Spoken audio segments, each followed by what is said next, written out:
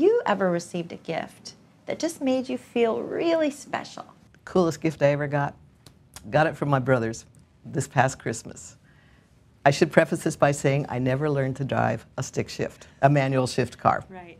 So this Christmas, my brothers decided it was time I learned how to drive a stick shift car.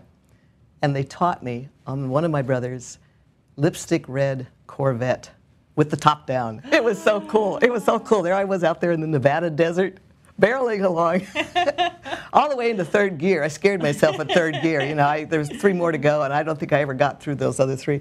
But it was just a blast. How did you come up with the name Amanda Quick?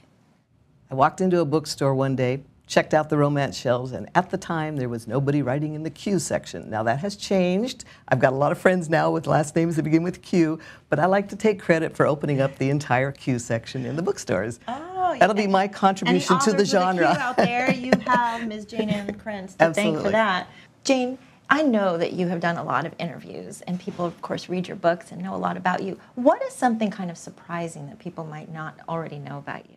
I like to read obituaries. Now, I am convinced that there are a lot of closet obituary readers out there. I know I'm not alone. My husband reads them. You read them. I read them. There you go. And I think it's fascinating that we read them and that people print them. After all these years, there's still always a section in the newspaper for obituaries. Online, there's a place for obituaries. So something human in us is drawn to those little dramas, and I think that's it. Encapsulated, a whole life encapsulated. One life.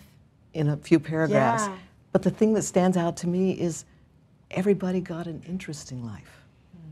If we think about it in terms, everybody's going to leave a mark on something in this world when they pass, and you want it to be a positive mark, not a negative mark. We're going to be talking to best-selling author Jayne Ann Krentz all week, so go to our Facebook page or KindleLoveStories.com to see our fabulous conversation.